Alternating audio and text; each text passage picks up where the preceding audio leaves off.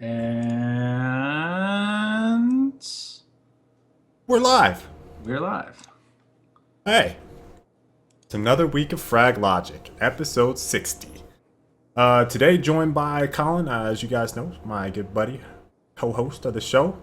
Today we're talking about a number of things. We're going to try to blast through it today because we got a lot of topics, and the heavy hitter is the developing a game mode, which we hinted at what like 2 weeks in a row, I think, or something like that.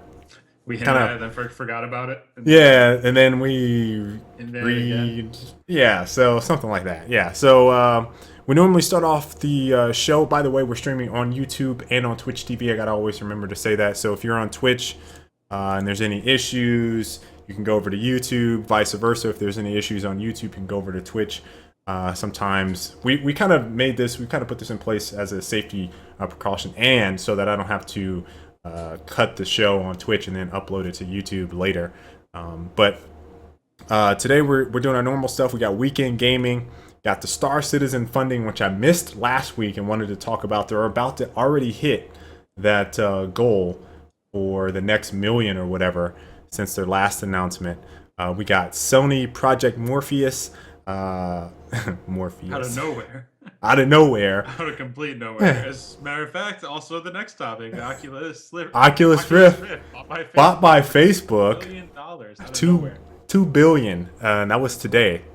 And then we're going to get into developing a game mode. So weekend gaming for me, obviously played a hell of a lot of Titanfall. I won't know. I don't know if the honeymoon period is over, but I think I've gotten my fill enough where I can be like, okay, I don't need to play as much. I mean, we're still doing a lot of video content and whatnot, but Now you want to start digging in though, and there's no yeah, way to dig in. and there's no way to do that yet. So it's kind of like, yeah, I'll keep doing these challenges, work on some videos. I might not play tonight, guys. I might just work on videos, or I might play less. One thing I am trying to do more though is streaming. I'm starting to pick up on that streaming on Twitch a whole hell of a lot. I think some of you guys have noticed, and that'll be going from now until whatever game I start playing outside of Titanfall. You know, Watch Dogs. I think our next game that we're all interested in as a team is Destiny.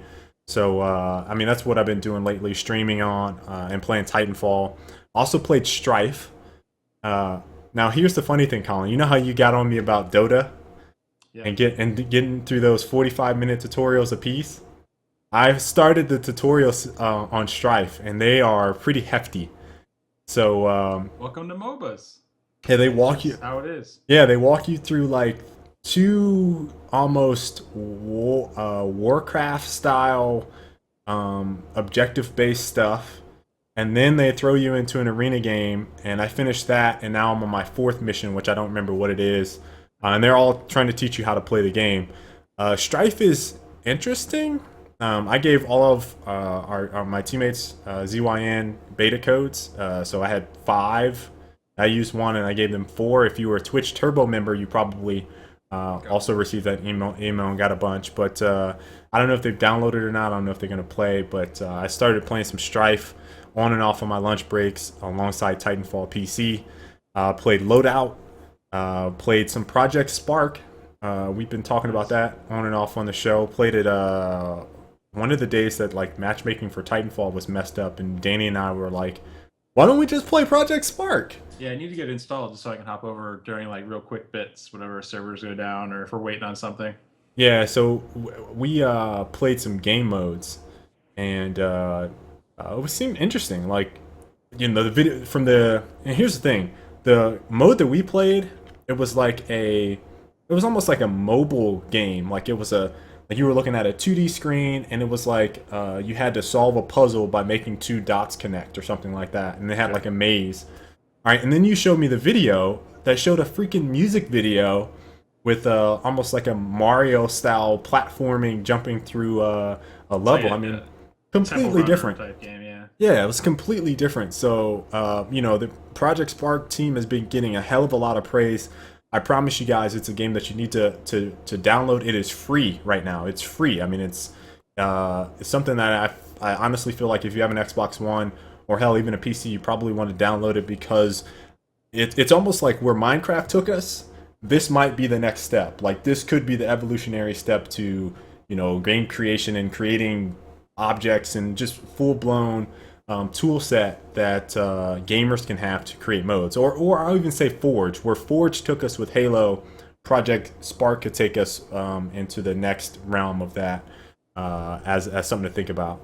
Yeah, as someone who's starting to get into design, like just watching even the Linkin Park music video that you're talking about, I want to go download it and tear it through and see how they built that, because It's crazy. Like if you actually look at it, they're in like this tunnel, right? And they're like flying through the tunnel. The tunnel is composed of just little gate door pieces. Like you can see them flying away. It's just like these wooden gates, Yep. and they have hundreds of them pieced together to make this tube. It's kind of like their hacked-in way to make custom models is piecing together other models, which is pretty damn cool. Yeah. This is awesome. I want to tear it apart and see how they scripted all that. So yeah, that was my weekend. Oh, I guess I should mention. I'm wearing some new headsets today, guys. These are the Razer Kraken Forged Edition. Let me close up. They're really nice. Look really nice. Colin and I will be wearing these on the show. I need my fill. So, yeah, that's what else I got. And I also got some other goodies from Razer, but Razer Krakens. They've been unleashed, Colin. They look so sleek. I'm feeling good about myself. That brushed aluminum finish. I feel like I need to be in a Quality studio. audio drivers. Where's bias. my mic? Eminem style. 50 Cent. All I need is one mic. Come on, let's go. Beats by Dre. No bias whatsoever. None. All right. So yeah, that was it for me. And I see you got your game up on here. Yeah. So Threes is old. Listen to you. Hey, I played an iOS game for like 3 weeks. I think that's pretty damn impressive, don't you think? Like that's a long lifespan for an iOS game that I spent $1.99 on. So I've been playing. This is actually an older game. As I'm probably gonna fall off. Oh, I can't even see it. Well.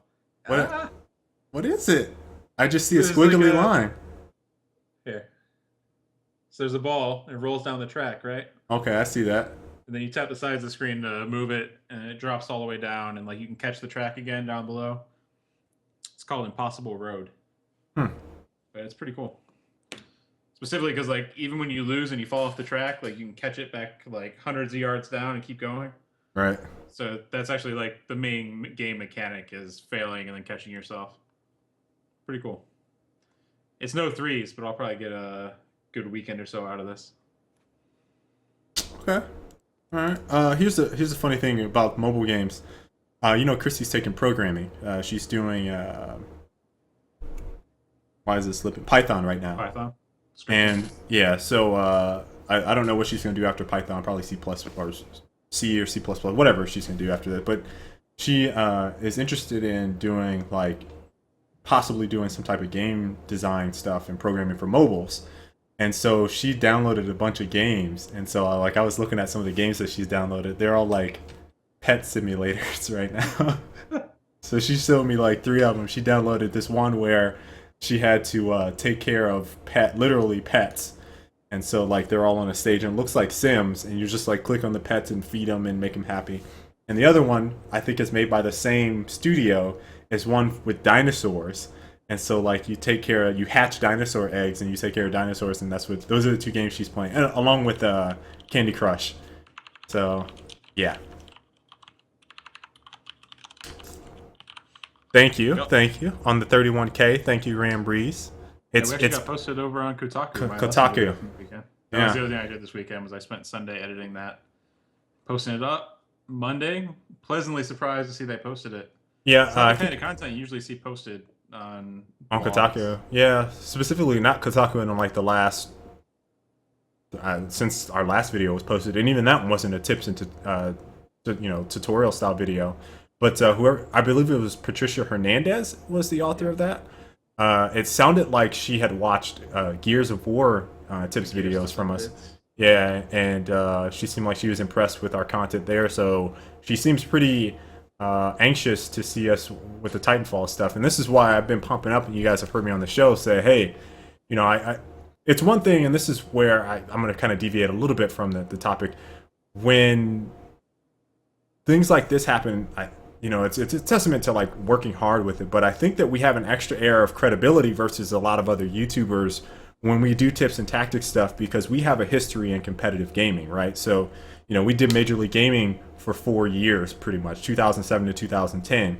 We did WSVG before that. We did WCG. Like, we've been all over the world pretty much competing in games and doing this stuff. And so I think it adds an extra air of credibility when you say, okay, why is this guy playing like this? And I've watched some tips and tactics videos and tips and tricks videos from other guys, and they're all good players. But I feel like what kind of separates us is that we actually have been in the area where we put these to use. Like, all those guys are usually playing public matches, you know what I mean? Or game battles at the most. None of them have gone to events. None of them have competed at a high enough level where I feel like they could be in a spotlight where, okay, is what you're saying actually going to be practical at a high end play? You know what I mean? So, again, really appreciative of Kotaku posting that, but I'm anxious to get started with this and move forward with a lot of other content, not only Titanfall, but it's exciting stuff. Yeah. So let's go ahead and change this topic up. We have, what's the first one in this? Star Citizen is what I have. Oh, yeah, Star Citizen. All right, so I'm only mentioning this, and it was going to be a short mention last week, but I missed it because I don't know why. What were we talking about last week? I would have missed it. Oh, competitive Titanfall. Oh, yeah. So I think we mentioned Star Citizen about 2 weeks ago, and it's been the game that Colin is not very hype on. I am kind of hype on it. No, and you misrepresent me. Okay, I'm excited for it. Okay, you're excited for it. The people funding it, this crowd funding it, is a bit out of whack. Okay, you think the crowdfunding part of it is excessive? I just want to see some game. You know what I mean? Okay, so when we kind of left this, Colin got in my ass basically about my high hopes for these Kickstarter projects and games and stuff like that. But someone had actually mentioned, Colin, on that episode that they're actually providing the milestones that you were kind of talking about. Show me something. And he said that some of the backers, I think, are getting access to content that they're delivering on as of right now. I have to go back to the show and actually read the comment that he said, but that was something that I thought was possibly could ease your mind about maybe what they're doing. I don't know exactly the details of what all is being shown, but he just wanted that to be known, and he said I should bring it up next time we talk about it. So there you go. I can't remember who it was. I'm sorry. It was 2 or 3 weeks ago. So the thing is that their game is so expansive that the stuff people are funding now won't be seen for years. Right. So that's your problem with it? Yeah. Okay. So they hit 40 million, which is what I was going to mention last week or the week before that. They hit 40 million 2 weeks ago, I think. And they're already 73% to 41 million. And so when I talked about it on the show, we were talking about the procedural generation. And so this is what unlocks the 41 million, unlocks procedural generation. So Colin, I mean, okay, I should, hold on, caveat. It's research and development of the procedural generation. Right. So it's not necessarily that they're throwing it in, it's that they're going to investigate if it's possible, whatever they want to do with the worlds or universe, however they're going to integrate procedure generation. And if you're a viewer, you don't know what that is, think, what is a good example of that? Maybe Starbound would be the most recent one that kind of has come out. That's actually out and you can play it. So you load into a world in Starbound, and each time you play that world, there could be unique monsters, unique landscape, unique design of the level itself. Like if you drill down, you're probably never going to see the same two sets of planets. They might be similar, but they'll never be identical. That's kind of procedural generation and how I think about it. The other game I've been hype on is No Man's Sky, which is probably the other space game that I'm probably going to get and be all into, like Star Citizen. So again, procedural generation unlocks at 41 million, 42 million. They get an updated Observer Sky, which I think is updates to the website, Explorer class, Moby Glass rig, which I think is just another rig, a Gladius additional fighter for the game, and then a towel. Towel. Don't explore the galaxy without it. I think that's actually in the line for them. Don't explore the galaxy. I'm gonna read it. Hold on. I gotta read it. Don't explore the galaxy without it. That's exactly what the line is. Yeah, it's a reference to Hitchhiker's Guide. That's where the towel comes from. Yeah, I know. Okay, just making sure. I didn't know if you were reading it or you just happened to quote it. Yeah, that's. Okay.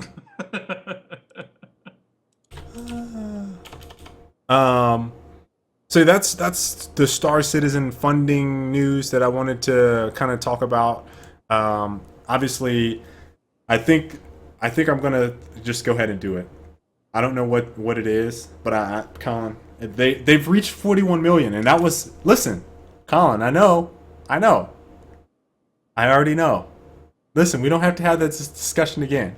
Okay, you don't need to be frustrated with me. But look, unlocks procedural generation, research and development.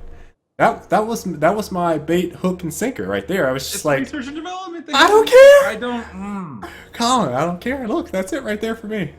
Guys, I'm sorry. What are you doing in 2 years, Cal? I'm gonna be playing Star Citizen research, hoping that research and development goes into effect. Look at Markin. Don't do it. No, come on, guys. Have you ever pre-ordered a game 2 years before? Colin, we've already. It doesn't even have a release date. It doesn't even have a release date. Colin, the guy on. Hold on, I'm gonna read this comment, so we can establish some ground rules here. Hold on. He said that that they have milestones for you, and so if that's it, then I passed your test for this. Here, I got it up. So they released the hangar a while back, right in August. Dogfighting module is supposed to be sometime next month. The social/planet side module. Okay, so you can visit other players' hangars is all that is. It's supposed to be next month. Shipboarding between April and August. That sounds really similar to the... Hey, Arctic, just some information that can help you convince Skyless. The continued fundraising is something that the Star Citizen community wanted. Chris Roberts was like, guys, we have enough money right now, thanks. But people made a poll and was like, nah, man, take my money and keep making stretch goals. And that's why they keep that fundraising bar. Second, they're planning to release the game in separate parts rather than like most game makers by, thank you for the cash, see you in 2 years. The hangar part of the game is already out, and you can go see and get in your ships. Dogfighting is expected next month, and this would have been this month. So I don't know if that's out yet or not. And then, after the planet module, where we can be on planets, Q3, etc. So yes, they have already hit benchmarks, as he's put it. That is from Jen McWin. Thank you, Jen McWin. So the date they have for the planet side module is supposed to be next month. This month or next month. Haven't seen anything about it at all.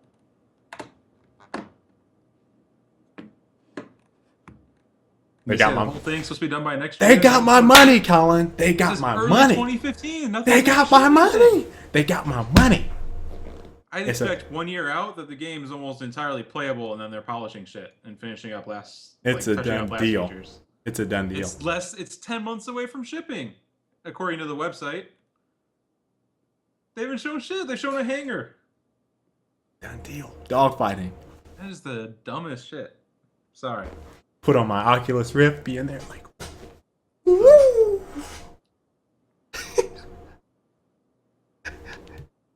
I love irritating the shit out of Colin. He's like, no, don't do it! Don't waste your fucking money! Can't be a scam. I'm sure it'll come out eventually, but it's not going to be anything like what they're promising unless they skimp on features. Look at that, Markin. Look! Mind blown. Exactly. Exactly.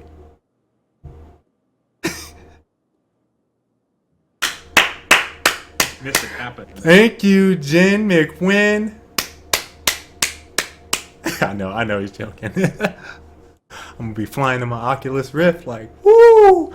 Shooting down TIE fighters. I'm gonna be Luke The way you Skywalker. see it, it's like 10 months from now, they'll have gone from a hangar to procedurally generated planets that you can land on and then fly off into space and have a giant space battle. And then if I need to dip out, like, oh shit, my ship is hurt, I'm fucked up. 10 months. Let's fly back to the planet, hit hyperdrive. See ya, bitches. 10 Boom. months. They hit all their milestones. Do that in 10 months, and have the single player campaign done.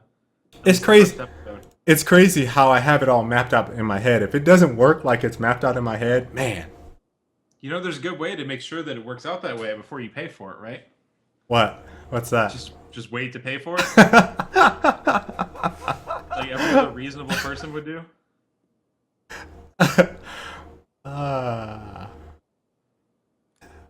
Look at that. Market knows. Did you see that video I posted? Like, it must have been about 6 months ago, maybe 3 months, maybe 4 months ago, something like that.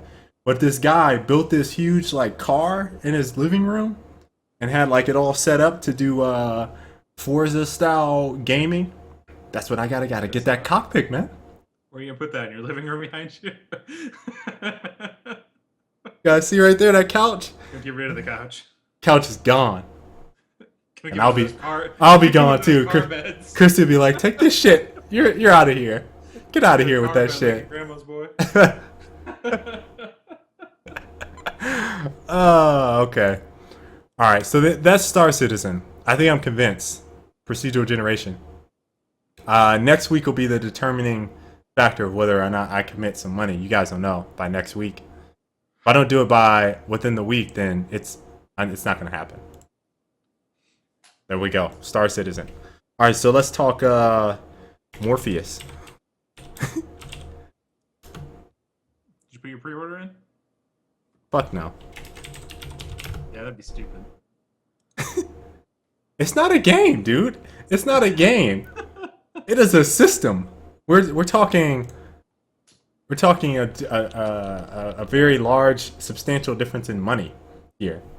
About $240. Now, if you would have said that about listen. What if I would have played? No, I got to play it, so I couldn't even have made that. I had to play Titanfall before it came out. When I was gonna get the collector's edition, but instead I got the PC and Xbox One copy. So did you though? So I've got the Project Morpheus pictures up. do you? Some of these are really funny. I don't know if you flipped through the. I looked at most of them. Some of them are really funny. Hold on, let me get some images for you guys over on YouTube. So basically, this is Sony's Oculus Rift, and it, for the most part, I think it was speculated that they were coming out with one prior to GDC. You know, there's the funny thing about this, Colin. We mentioned him a couple times now on the show. Mr. Michael Patcher has the top article when you search Project Rift or Project Morpheus, saying Sony's Project Morpheus VR headset is a really bad idea, says Patcher. And then explains why, saying that the market is limited. And these are very sound arguments, but he says that the market is limited for VR, and that this is probably something that Oculus could own if they were the only players, but by Sony entering the space and trying to squeeze in on a small market, he thinks that there's not enough room for two. That was my basic summary of the article that I read for that. It was hilarious though. Yeah, there's no way that Oculus is going to come out on top. There's no way that Oculus is going to make a lot of money off of that idea. No, that Sony's in the game. No way. No, that Sony's here to crush Oculus. There's no way they're going to cash out on that. They might as well It's just a failed business venture. They might as well just shut. They might as well just shut it down. And sell immediately. Oh wait! Oculus Rift did sell. Hey, they made a shit ton of money. But no, yeah. So Sony unveiled this at GDC this past week. It looks very, very similar to the Oculus Rift. I'm going to go ahead and throw up an image in here for you guys. What is this one? All right, so let's switch this out. Can I remove that? Move that. Add this. Let's see here. This guy looks a little like you. What guy? The black guy? Yeah, I mean he has similar facial hair. Everything else is covered up because of the Morpheus. So there it is, guys, over on YouTube. So this is the Project Morpheus. Why you got to be racist? Just because Morpheus is black and they come out with something Project Morpheus, you gotta. What you trying to? It's actually pretty stacked now that I look at it. But yeah, I saw Polygon's basically overview of it. I don't remember who did it, but it was one of the guys that does VR. And his comments were something along the lines of the headset itself feels good. The thing that he's most concerned about, and I think that I would obviously agree with, is the fucking motion sticks. Like, he said that the precision there was a little off, and then I was watching him try to whack, because they had like a medieval chivalry style, like he was holding dual swords, like slashing. Like, that's my favorite one. Is this one where the dude's like in the fighting pose? So he was slashing at this dummy, and so it took him about, I don't know, 3, 4, maybe 5 times to chop off the head. But one thing that was cool from it was he grabbed the arm, which I think was with control with like the index finger on the button on the move.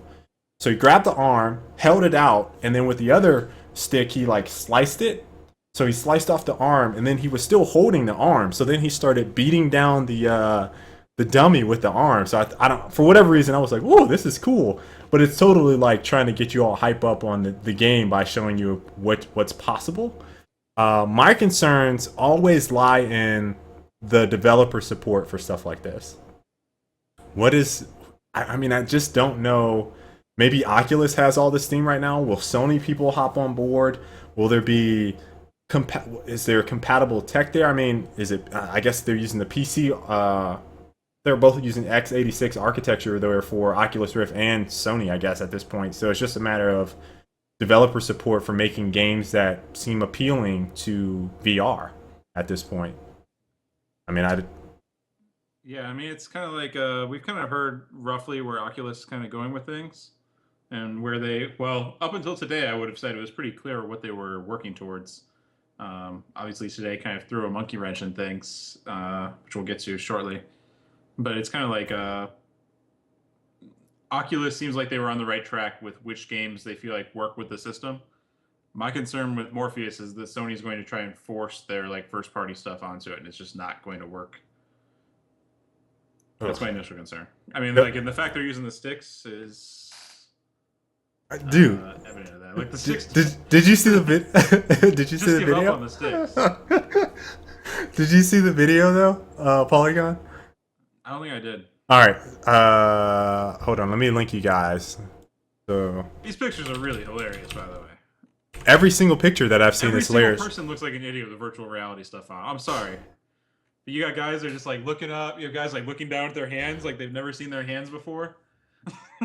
Like this one. Hold on.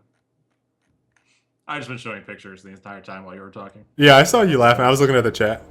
Like, where are my hands? Whoa, my hands.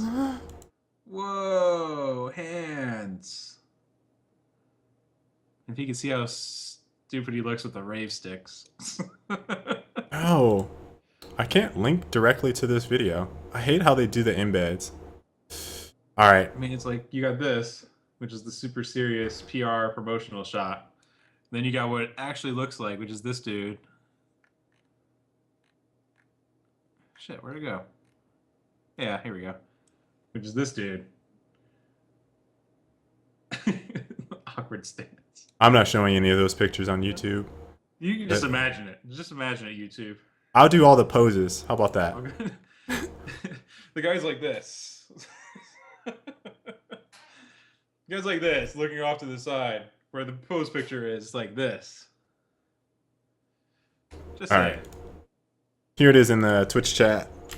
The video. If you guys care to watch it later or during the show, you can throw it up in there and kind of see what they were talking about over on Polygon. Anyways, it's very interesting. We've talked about it before, but really, whichever one of these first gets a convincing porn experience on is going to be the one which sells like hotcakes. And this is the difference between. I'm going to just go ahead and shift over into the Oculus Rift portion of this. They don't even have to market it that way. Actually, I'll keep it on Project itself, Morpheus. as soon as there's some stuff under the radar. But and I'll kind of tie this in with what Colin said. Facebook bought Oculus for $2 billion, right? And what I thought was interesting from this is that Zuckerberg said basically Oculus has the chance to create the most social platform ever and change the way we work, play, and communicate. He also said mobile is the platform of today, and now we're also getting ready for the platforms of tomorrow. But they feel like this is good for not only gaming, but communications, media, and basically all forms of communication. So if you kind of take concerts or courtside seats as Yep. examples. Yep. If you take that into consideration about what maybe they're thinking, and I don't know if he's necessarily thinking about porn, but but obviously that's a I huge, see this as a $2 billion huge investment into the porn industry. huge investment into what could potentially be even bigger turnover for the porn industry. So I see no reason why that's not going to deviate there. Every single time we've talked about Oculus, that is like, why not? Why don't they just do porn and get the Power Glove going and stuff? I mean, it's like makes sense, right? So, yeah. But I mentioned game developer support. I think that the tech behind them both. I was looking at the spec version, and I'll send you this link from The Verge, comparing Project Morpheus to the Oculus over on Twitch, guys. But from the specs, I mean, everything looks the same almost. I think that Oculus has a better screen, and I think that they have a better field of vision. But that's about it. What are you holding? I don't know, but he's admiring it very closely. Carry on. But yeah, so I mean, the biggest difference in there is the LCD screen. I think in the Verge article they mentioned that the screen difference is noticeable in terms of quality, and they don't know if Sony will be able to replicate being able, like, you're looking through glass rather than you're looking at a screen. So I mean, if you're looking at a screen, you can definitely tell the difference between looking at a screen and looking through glass, if that's what is really conveyed. I haven't messed with the new Oculus. I've only done the older versions that had the older screen, so I haven't seen the new one, which is, I think it's named Crystal Cove. I want to say it's the name of that screen, something like that. It's Crystal something. You guys, yeah. That's right. You guys can correct me in chat or on YouTube or whatever if that's incorrect, but I think it's Crystal Cove. I haven't gotten to play with that. Hopefully they'll be at. It's not going to consumers either. That's like the next dev version. Right. So, and I want to say, I don't know the name of I want to say it's Rift DK2 is the next dev kit thing. So, I'm interested to see if, we'll get to see Project Morpheus from a dev kit side soon, either at our studio or just in general. I'm interested to see where these are going to be demoed at. PAX East is coming up. I would love to hop over on Project Morpheus and get a hands on myself. If it's anything like Oculus, there is, seriously, if you've been to one of these conventions, there is a big time VR like craze right now. The lines are ridiculous for the VR stuff. Oculus Rift's line was literally outside of the venue at some points in some places. I can only imagine what Sony's is going to be like at their booth. So, I mean, the craze and hype right now is pretty real. I'm just unconvinced because everything that we've gotten so far in VR space, maybe the tech needs to catch up, has been an utter failure. It does sound like Oculus is ahead of Morpheus currently as far as the tech goes. Obviously, Morpheus already has the form factor going because it's Sony. Right. Which is the thing which Oculus hasn't really shown yet, is how they're going to make it a sexy-looking consumer package when it's ready to go. Morpheus does look very sexy. Response time and stuff, like, it sounds like Oculus is a good deal ahead, actually. Right. There was something that you just said that I wanted to hit on, but I can't remember what it was. Oh, price. I remember. I saw it in someone said pre-ordering this. That's the other thing. I'm kind of concerned with what Sony is going to value this at. I'm gonna buy a PS4. I'm buying mine when I get Uncharted. I've said this a couple times now on the show.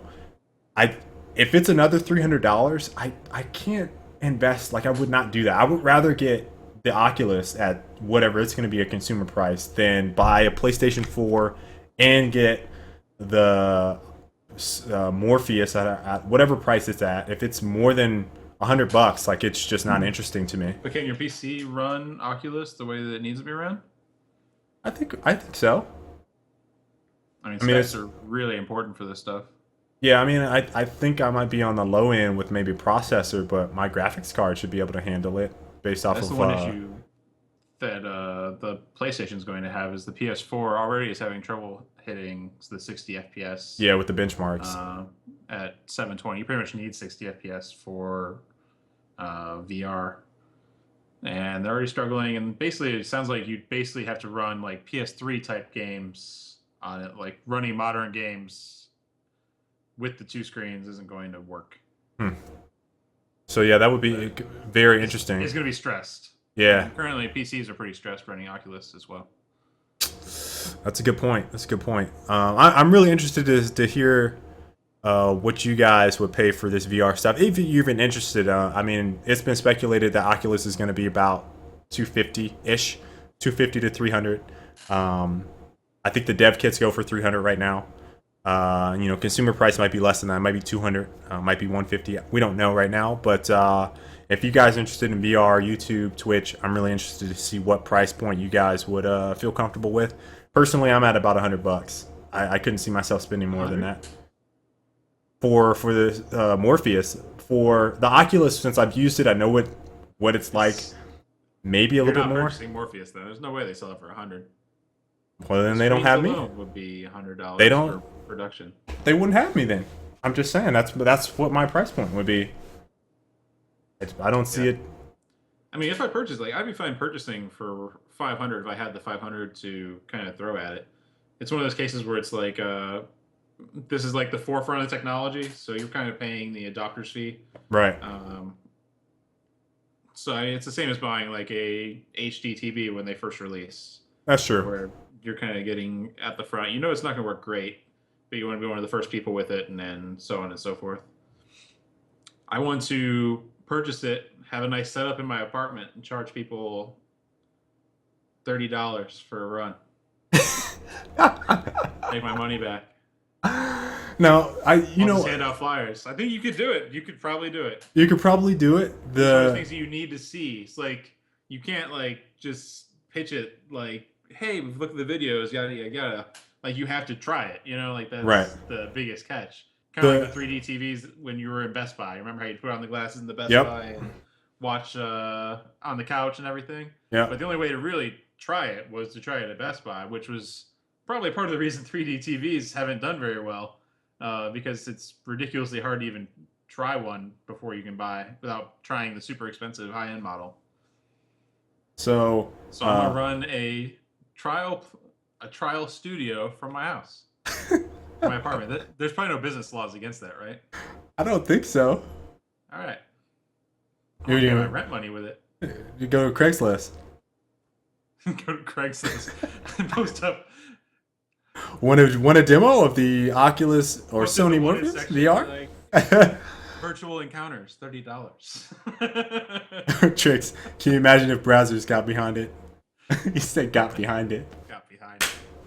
That's a good one.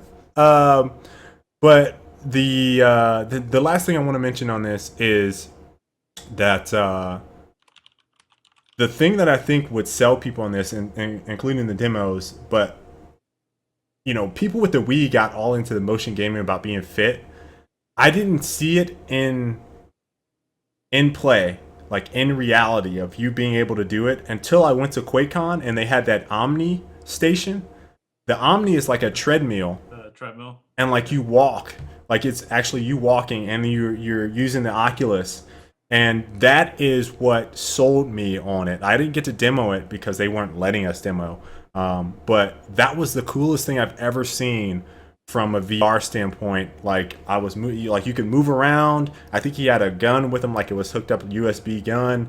And then he had his Oculus on, and you were seeing what he was seeing in real time. And it was like if he picked up speed and started running, like it picked up speed and started running. It was awesome, fucking awesome. So that would be the only thing I think, and they would need that in Best Buy, Colin. You would need an Omni demo with the Oculus Rift to be 100% sold on it, to get all of the what does Nintendo call them? The blue wave, the blue ocean, something like that, of those type of users that are all into that. Heard that. That's whatever they call it. It's something weird. If Best Buy had a setup like that, there'd probably be a line. It would be a line, yeah, yeah. Because there was a group of people around like this is the best thing I've ever seen in VR ever, and I was one of them. And you guys know how skeptical I am of shit, so I was like, whoa, blown away, completely blown away.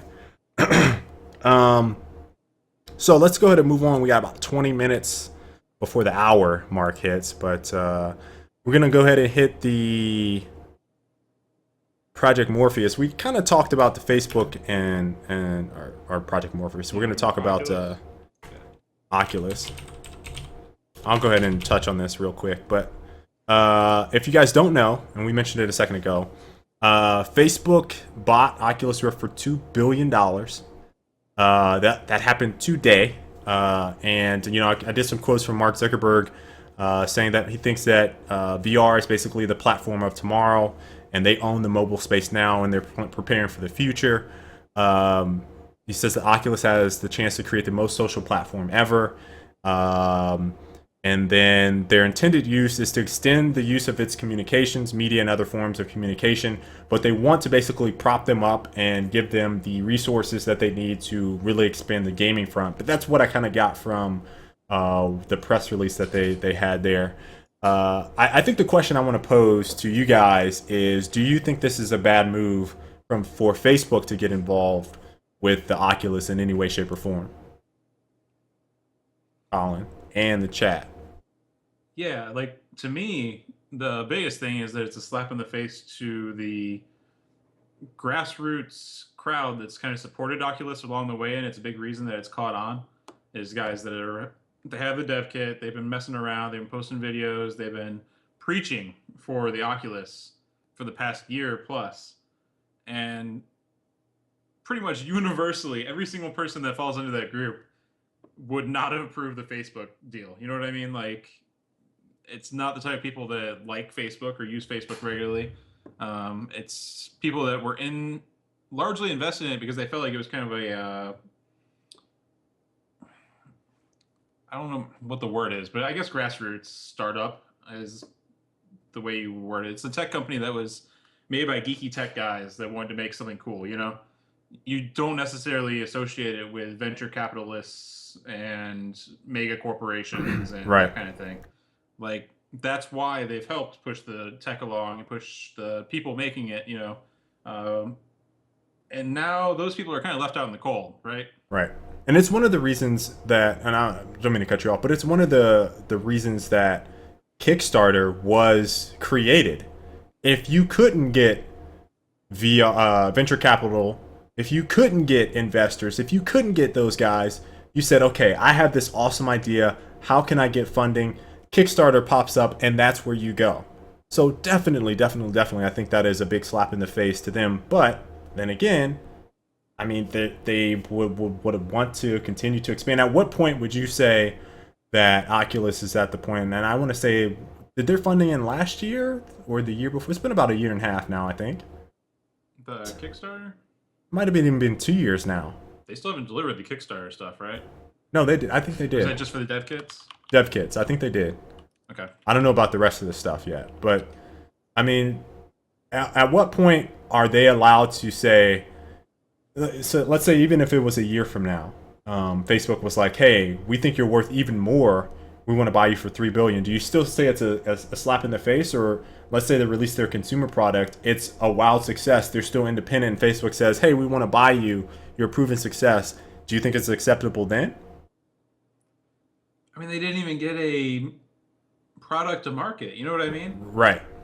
Like, they sold out before they even got a product to market. I think that's the important part to the people that funded the product. You know, like, they were funding for that purpose, was to get a retail version of the game, the kit out.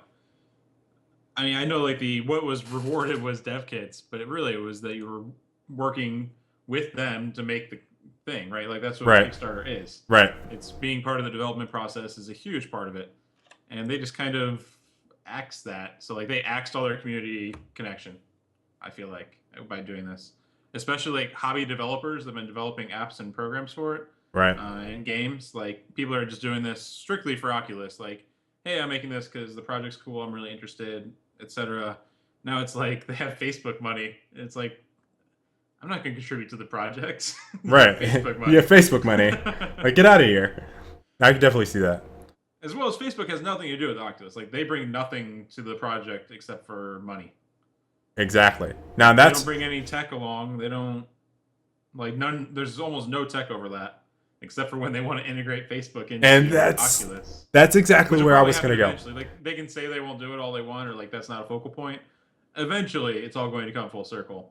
So, and also as an advertising platform and user data, like that's what Facebook makes money off of.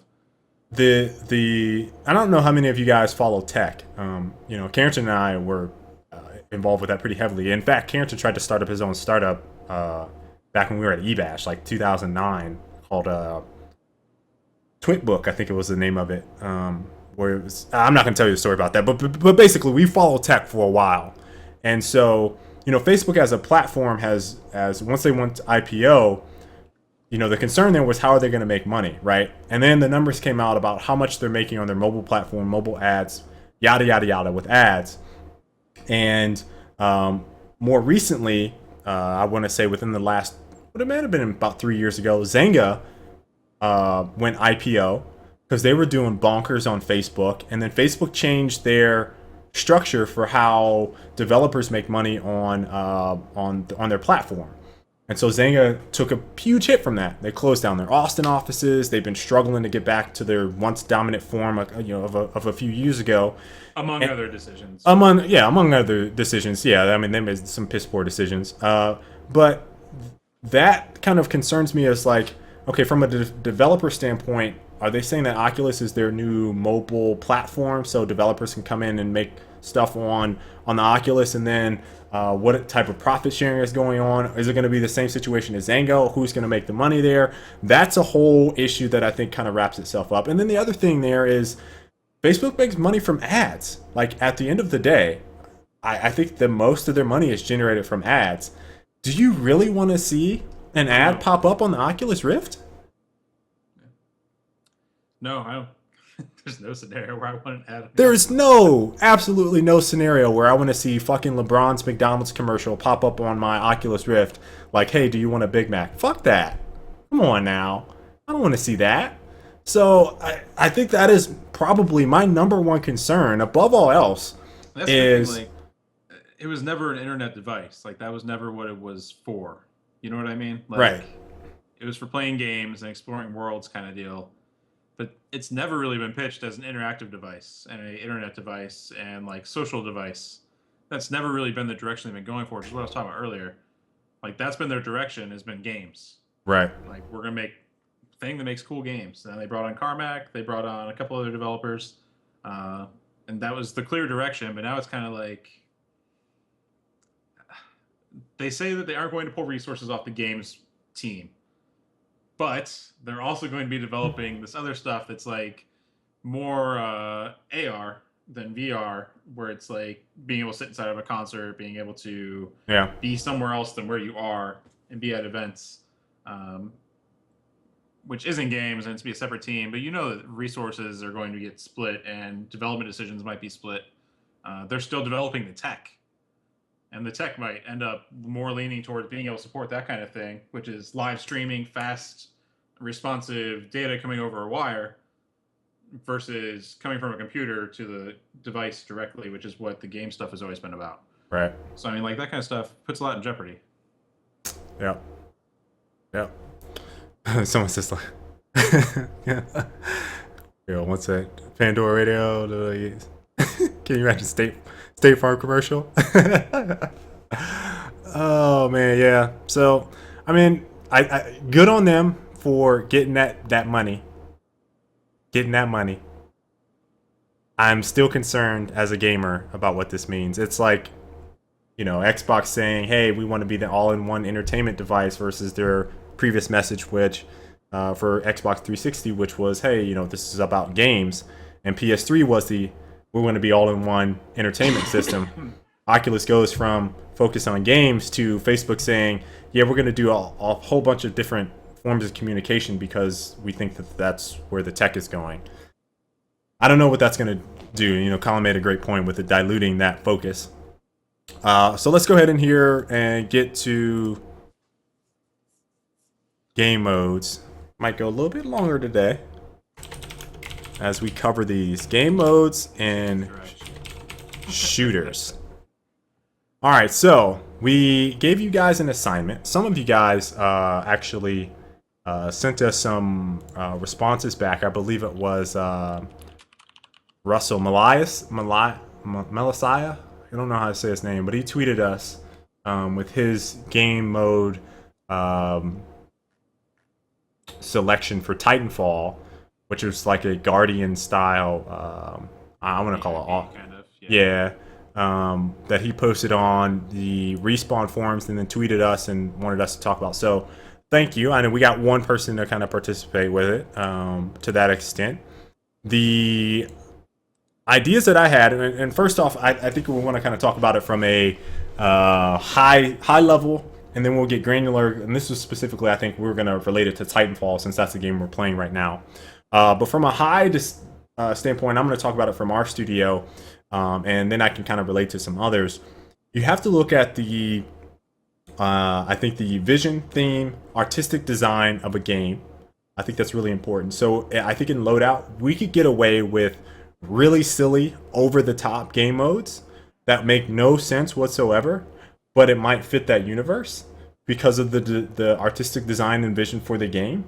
And then you look at a game like Call of Duty or Battlefield, for example, I don't think you can really say we want to have flying dudes with their asses hanging out and you have to shoot them in the butt in order to score. Like, that doesn't make sense there, but you can get away with that for load. I mean, I'm just making up something out of thin air. But obviously, I think that when you see people make game mode suggestions, I always see really over the top stuff in a game theme that doesn't even remotely match the artistic design of the game, right? So like the assets are completely different.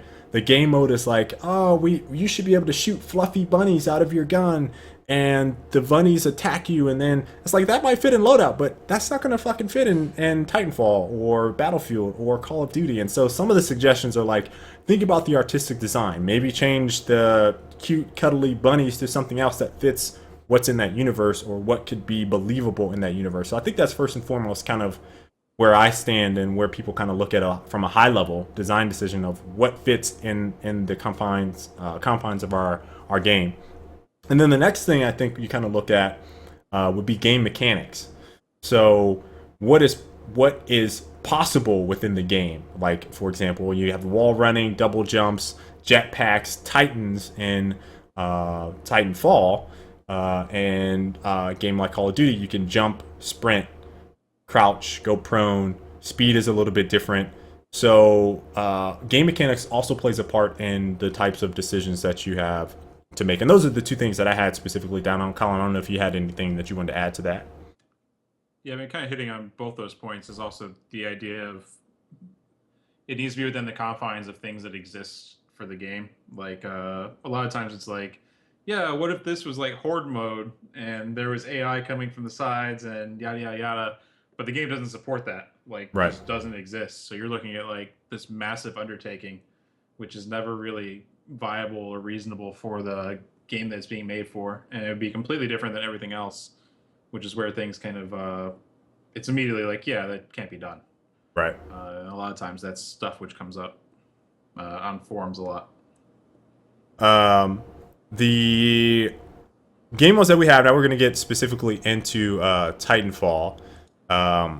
So the one thing to kind of think about, I think, is, and this is kind of what we just kind of harped on, you want your game mode to kind of be focused on existing assets, or assets that I think that can be either quickly generated, made. When I say quickly, that's relative to whatever else is going on there, but assets that can be quickly created. So in the game right now, you have certain set of weapons, right? All those assets exist. You have hard points, which are those little control panels. You have flags, which are just long poles with lights on them. You have the turrets, and is there anything else that you can really interact with? You have those computer panels on the turrets themselves, so that could be a potential for something, and then you have to interact with that. Zip lines, and I can't think of anything else that I might be missing there. I think that's it. Okay. So that being said, these are the game modes that Colin and I have kind of come up with. I think that an oddball style game mode would obviously work within the confines of the games. If you use the flagpole as a oddball style skull equivalent. Yeah, I think Tribes had a pretty good implementation with the Rabbit game mode, which was free for all. And then one person had the flag. You got points for either holding the flag, killing the guy who had the flag, or if you had the flag, you get you get points for killing enemies as well. Right. With Titanfall, I think that you'd almost have to limit the weapon selection if you wanted that to work well, but it could work okay regardless. I think. Yeah. Also, as a team environment. I agree. I mean, more similar like Halo Oddball, where you're holed up in a building and then you need good spawns. Right. Then I have something called Attack and Defend is the high-level name for this style of game mode. But obviously, I think there's a possibility for a bomb game mode. It exists. I mean, it's just natural. I think people were waiting for me to say this one anyway. But it can exist, I think, in Titanfall. I think I would probably change it, though. Instead of like blowing up a point, I would like blow up a Mega Titan or something like that. Like you have two Titans that the one team is defending.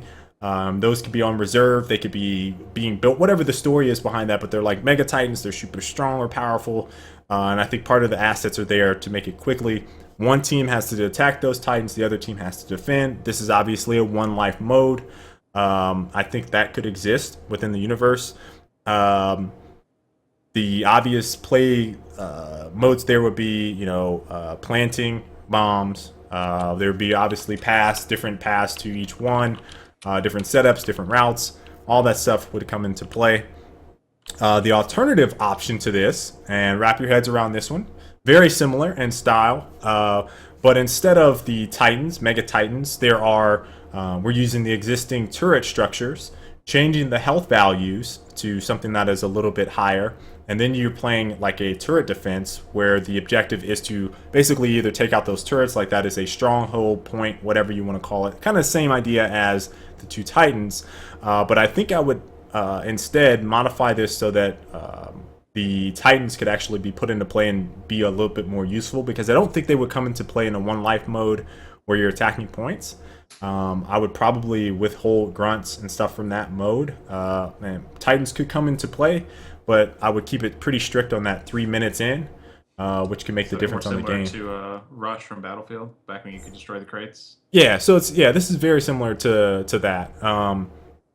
But the turret locations, one team must destroy the turret locations before the time runs out. It's either a limited pool of lives or infinite lives, depending on the health modified of the turrets themselves. And there's enough maps. I keep thinking about Training Ground because I don't know why. Because there's 4 turrets on each side. It's like, these are easy points. It kind of makes sense. I don't like necessarily the openness of that map. I think it would be kind of weird because you can basically shoot a turret from across the map. So I think that would kind of like that. I think that would be kind of cheesy, but again, the health is modified. So if you just sat there and picked it at with a Titan, I don't know, it might just be better to try to run in and maybe strap some C4 on it or whatever to blow it up.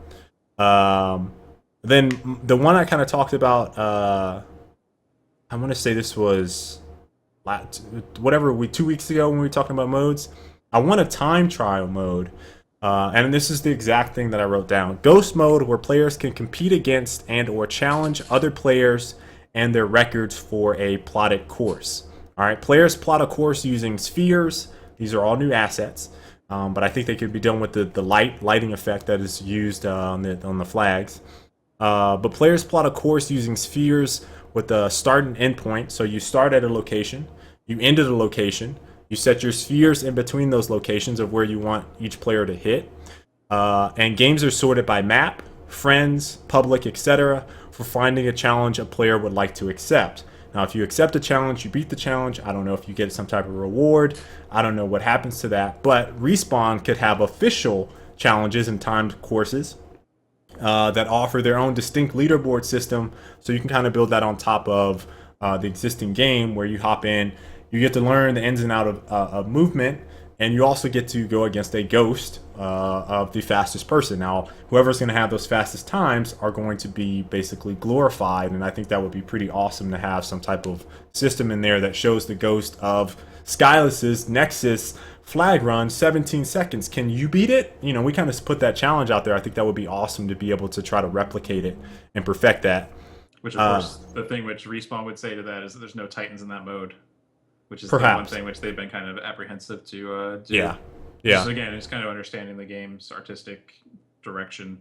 And you put Mirror's Edge in there. I think they had something similar. It could work also just as a single player thing, like tutorial mission is, just with the time at the end. And then you could also do the same ghost thing where you show the best time running through the same course, and have little mission type things like that. Right. It'd be pretty cool. We actually enjoyed Mirror's Edge quite a bit, trying to get those time trials during launch. It was pretty sweet trying to do that on the demo. I think we tried that like the same demo maps over and over and over. So many times. We only tried like a little bit because there's so many maps. So this one isn't necessarily a system more than it is a. It's not a mode more than it is a system. Let me just put it like that. So this is a competitive / tournament-esque modes and system. That's how I worded it. But think rank, league, ladders where players play a series of matches. You can say Black Ops, you can say StarCraft, you can say League of Legends, whatever. But it's similar to the variety pack where it's not necessarily a playlist, but you get to play everything because I think it's more important to see who's the best overall rather than at a specific thing. But, you know, to each his own.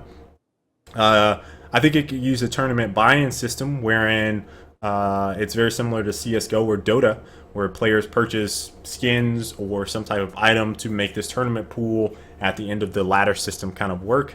And those purchases directly influence the prize pool. So I think that would be cool as another mode for the more competitive, more serious guys. That is an extension of the private matches. There's some obvious, I think, cheating stuff that would probably have to go into effect, specifically for guys on PC. So that is one that's out there. And this next one is, I think, is yours. Yeah.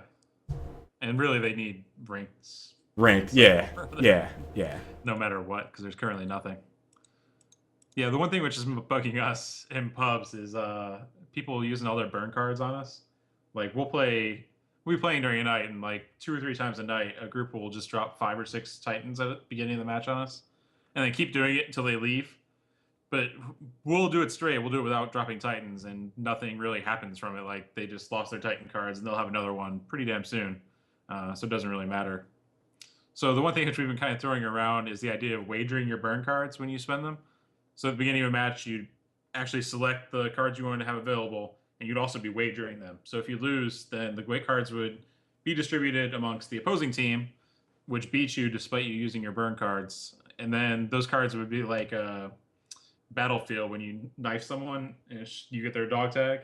Yep. It shows the person's gamer tag, and it's kind of like you kind of have that always as a memento. There we go. I was gonna go memorial, and that's not right. Of what you did to them. It'd be pretty cool also if, like, in the game HUD, it shows how many burn cards you've taken out from them in the lobby. So if you run into them in the future, then you're like, yeah, that guy dropped cards on me, and you got torn up. So it also helped kind of create a currency which they don't have, which kind of goes into what you're talking about with the tournament stuff. Yeah, definitely. Burn cards are just kind of handed out all over the place currently. And I definitely think that would keep people from it might keep people from policing them from using them as much. If you know you're wagering that and you're gonna potentially give your card to someone else. I think what would make it a little bit more appeasing, and this is where I mentioned weapon skin wagers. If you're gonna waste a Titan burn card, and let's say you got a special skin, let's say you got this black skin Titan that drops in, and you waste it, like you just dropped your burn card, and you lost that match because you're a scrub and you had to try to use your Titan burn card. and you lost it, and then the other team has it. The only problem I have, I think, with it is how it would be distributed amongst the team. Is it a random draw amongst the team? Like we didn't actually get that far. Kind of talking about it. Like how would you choose? I just do a random. Random select. Okay, yeah, I think that would be cool. The last one that we have is event playlist, and this is something that I think you can get away with having more of the. This doesn't quite fit in the universe of the game, but we want you to have fun and enjoy yourself because these have been request type playlists. So that crazy kitten launcher that I mentioned, maybe that could be thrown in here, but again, those require new assets.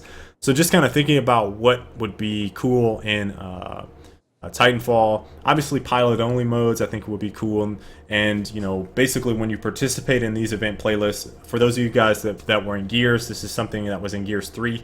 That the event playlist, and you would get special name cards, I think. Event, like you completed an event, and then it would show up like an event card or something like that. I don't remember what it was. Placard or something like that. They gave medals for doing events. Medals, okay. But then so it was bugged, and everyone got it in the second week because it gave out 50-some events for doing it once. Right. Okay. So participation in the event will award some type of in-game award. And the modes I kind of have are some of the ones that would be pretty standard, but also the ones that I think are kind of out there. Instagib. Basically everyone has like a sniper of some sort. And you're basically moving around with your sniper, and if you get shot, you're dead. It's one shot, one kill. Sidewinders only, things like that. Melee only rooms. Spectre only, so think kind of like prop hunt from Gary's mod. Everyone's a Spectre or everyone's a grunt, and you kind of blend in with people, and then as they're walking by, you like knife them in the back. I think that would be pretty cool. That would be pretty funny. It'd be like the colony map from Campaign where there's Spectres everywhere. Yeah. And it's nothing but Spectres on the map, and then there's 10 Spectres on the map. Right. And you have one dude who's a pilot. That'd be fun. That'd be fun, right? And you're like, man, where's everyone at? And then, oh, you just got stabbed in the back. Oh. Then you respawn and try to do it again before the time limit hits out. So it's kind of like Infection, but I think more prop hunt from Gears mod or whatever. It'd be fun. Kind of blending in. Silly and yeah. Yeah. So I mean, those are things that I think could all be in there. Potential for the game. Obviously, I think there's room for more. The one thing I wanted to plan too. Yeah, the one thing I wanted to kind of end on is the idea that there's not really any new game modes that can be created from a shooter standpoint. I honestly, I don't know of anything other than like some of those things you can throw in like Spectre only. I mean, it's kind of unique, but then again, it's like, well, that's just prop hunt, or that's just zombies, or that's just infected, or whatever. It's really difficult, I think, to come up with original game modes or a game mode that is some variant of something else in another game where maybe it's unique. Maybe you might think it's unique. Maybe you're like, oh yeah, but this game had this, and it's like, well, that's actually a variant of this game. And I'll give you an example. Almost everything goes back to Quake and Unreal. It does. Almost everything. So we have this collection bin. What is it called? Extraction and loadout, and the game mode itself seems very original and unique to loadout and to most games in general. I think there's really, I think Resident Evil Raccoon City, that awful game that I played a while back. I think that's the only game that has something very similar. But the idea for that game actually came from a Powerball from American Gladiators. It is the one where you grab a ball, there's a dude defending it, and as you try to go in, he's like blocks the ball from you scoring in the net. So that was the original idea for how that game mode got put into our game. So I mean, it's like, hey, as awesome as it is, as original as it is, it's like even still that's borrowing from other stuff. So I don't really know of anything that anyone could come up with at this point that would be hasn't been done in some way. The board game or American Gladiators or some variation of football, Ricochet style stuff. Like, there's nothing I think out there that's going to be super original in the next however long the shooters are still around. Maybe Oculus Rift will change it. Maybe they'll throw in like porn. It'll be like the Dick Hunt game.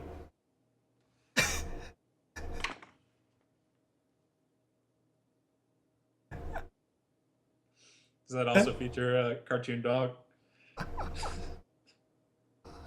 I had to throw that in there. The little dog comes up and snickers at you. You feeling insecure about the dog?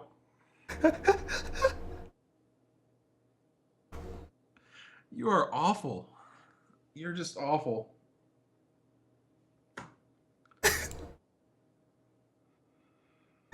And on that note, that is wrapping up the show. Wrapping it up with Dick Hunt on Oculus Rift. We're ending on that note. That's the note that we choose to end the show. No, we got Q&A session. You got to go into those taboo genres in order to come up with something original, man.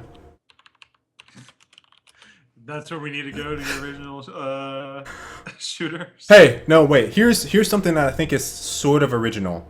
Twitch plays Pokemon. Now, if you can develop something like that, I've already talked with you about interactive interactive stuff. Yeah. So there you go. That's where it's at. Crowdsourced interactive gaming, where decisions are made.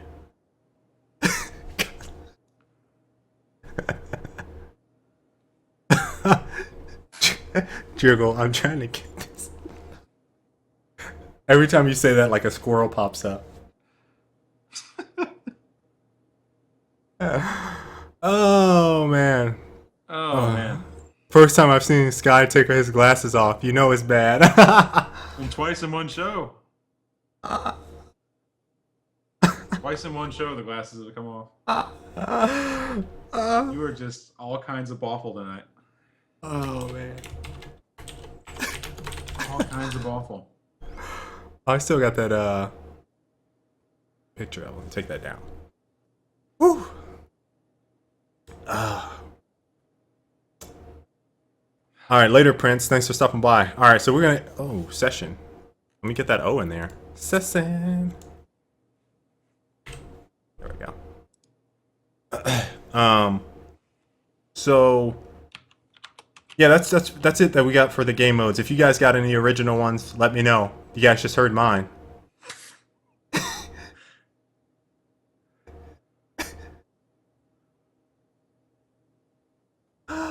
All right, Q&A time. Oh wow.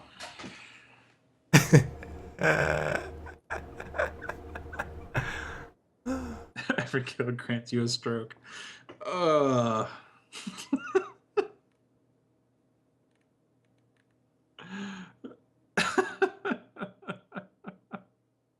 was wondering when you're talking about American Gladiator, if there's been an American Gladiator video game. And apparently there was one from way back. That'd be fun. Look at those graphics. Thoughts on EA losing to Time Warner Cable for worst company in America? Yeah, they lost in the first round, Cal. All that getting worked up we did last week. Well, at least we know. It's pretty funny they matched them with Time Warner to get maximum clickbait potential first round. Yeah, well, it's obvious Time Warner. As I talked about them being a blog that relies heavily on their traffic from the worst company in America poll every year. So we have, I think, the total number of views that we have on the show right now is hovering somewhere around, at least on YouTube. I don't know what it is on Twitch, but I'm gonna just double it. So we probably have around 300,000 total views on the show. I don't know how many of those are repeat or whatever, but I think that our constant irate bantering on fucking Time Warner has probably contributed to them being the worst. You think that's what makes them the worst? I think that's what put it over the top. It's their awful service and awful product? They're not the worst. They just won the first round. Just saying. They're up there. They're up there. Clearly, it's because they ruin Frag Logic every now and then. They do. Completely ruin it. It would bring them over EA. Damn it. I think it is well deserved. Is that MDAC? MDAC? Mediac? Thoughts on the Gen 5 Gooser Challenge? Are they actually changing it? I haven't seen. Be cool. I think it should have been towards the end and not Gen 5. If it had been Gen 9 or Gen 10, then really ridiculous. Would have been a lot better. But some people have gotten it, so yeah, I mean it's doable. It's just a grind, right? Yeah. In general, like I like the challenge idea, but I feel like it also brings out some of the worst behavior in people to try to get some of these challenges, especially the Titan kills where you need to get the last hit. Ugh. Pretty awful. You know what's so annoying about that? Especially with the plasma railgun? You would do so much damage with that only to have a chain gun or a 40 mil player go poop and then take the final kill, and you're like, how did I not get credit for that Doom Titan when I did 95% of the damage to him and you just did a chip shot? Yeah. It's like that was what was infuriating to me. Mediac, we talked about the Amazon controller last week. Was it? General consensus is that it looks really cheap. I don't know if that was the controller though. That was the. We talked about it. That was the one. I think I showed it. That wasn't the Amazon controller. I believe I showed it on stream. Nope, that was the Amazon's controller. Yeah, this is something different. That's what I thought. Amazon's controller looks like the same color as the or same material as the Xbox controller, Xbox One controller actually. It's all black. Here's a link to it. I'll put it in. What did we talk about last week then? We talked about Google buying. Oh, that other company. Yeah. I don't remember the name of that company, but Google bought someone. This one looks even worse. I mean, it's just as bad. It doesn't look very good. No. I mean, look at this. Oh wow, that's massive. Sorry, stream. AXYB. Look at this. Look at this one button that I can show at once. Look at that. I mean, what is that? That's like, look how small the ugh. This one's probably a bit better. I don't know how I feel about that. Oh. It doesn't look very form factor. Like, doesn't fit your hands very well, I don't think. It looks like those are for small hands. That grip there. The only controller I've seen recently that I want to give a try is the Steam controller, just because it's different. Let's see. What's now? I've got 48 hours, and I still me out. What do you think about all these layoffs Sony is doing, and how do you think it will affect their games? Yeah, there's what was the biggest round? UK? Okay. One of the companies that I found interesting was the Drive Club developers. Some of them got laid off, and their game isn't even out yet. And it's not out. It's not going to. They say that the layoffs will not influence their ability to ship the game. What? It's like, yeah, I think it probably will in some capacity. What? So that was the only one that was interesting to me. Layoffs suck, but they happen a lot. Yeah. So it's kind of like it's hard to analyze much from it. Yeah, I mean, there's unless the studio like shuts its doors, kind of like Massive did. Is that what it was? Massive? Yeah. The general like a lot of the gaming industry is like contract based. So there's always like when a project is up, everyone that's on contract is usually like let go. Not always, but that sometimes is the case. So it's like I don't really. It's like you kind of have to take it with a grain of salt sometimes because you don't know what is actually happening with those studios, or what projects they're working on, all that stuff in there. So it's hard to analyze, but it happens a lot in the gaming industry.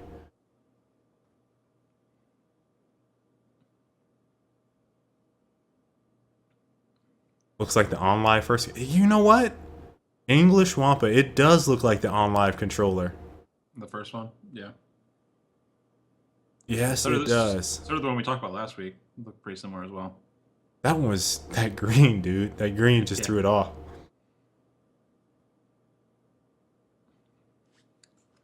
Looks like it's just about it. All right. No other questions. We're gonna hop on off. Titanfall servers are back up. Let me look at the YouTube questions.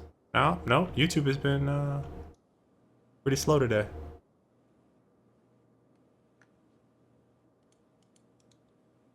All right. Well, it's a good show. Oh, there's a tweet from Titanfall from 6 minutes ago saying the Xbox One and PC servers are back online. So we'll probably hop over there here shortly. Thanks for watching, guys. This was episode number 60. 60 episodes in the We're book. well on our way to triple digits. We are. It'll be a while, but we're well on our way. So thanks for watching. Next week, don't think there's anything explicitly called out yet. So No. we'll see.